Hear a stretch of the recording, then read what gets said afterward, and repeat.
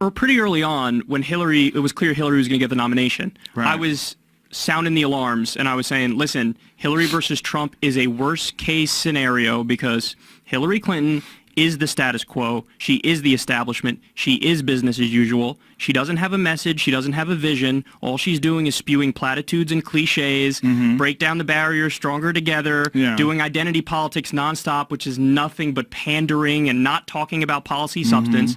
And then, like we touched on earlier, you had Donald Trump, who I disagree with him on virtually everything, but the guy knows how to fucking play to a crowd, knows how to tell people what they want to hear.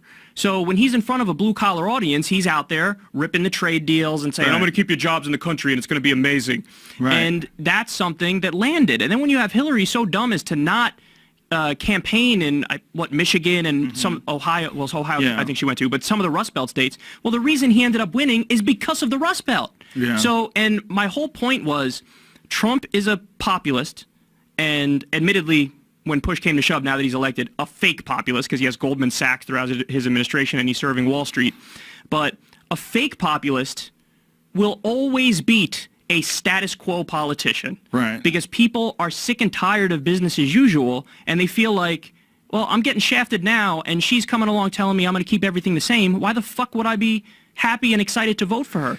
It was like there were so many things that were in place that were against her. First of all, she has absolutely poor health, and it was admitted by her husband that she had fallen down and cracked her head open and had pretty severe brain injury that she took more than 6 months for her to recover, according to Bill. We saw her fainting all the time. I mean, she yeah, that was creepy at the 9/11 thing. When that's not good. She's just, and they were, she had the flu. I've had the flu. I don't fall asleep while I'm standing up. I mean, that shit ain't good. That's not good. And that was just one thing. The other thing is, she's just a disingenuous person. When the whole Comey thing with the FBI, there was a video that came out where he explained what the charges were and what they had found about the emails, and then she explained the version of it. She's just not honest.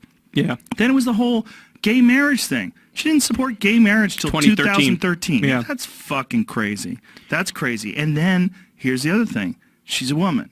There's a lot of sexists. There's a lot of people that didn't want a woman to be president, period, especially not a woman that could point to all these flaws. Poor health, liar, dishonest, in bed with Wall Street, gets paid by banks, hundreds of thousands of dollars, won't release the transcripts, Clinton Foundation seems kind of shady. There's so many different things that were against her. Well, she put the fact that she's a woman front and center. I'm with her was her campaign slogan. Yeah. And you know what happens when you try to shove identity politics down people's throats? They tell you to fuck off. Because they go, I don't care that you're a woman. I want to know what you're going to do for the country. But the people that were into that were telling her that that was going to be her key to victory. We're going to make history. And they're wrong. Nobody knows less about politics than Democratic strategists in Washington, D.C.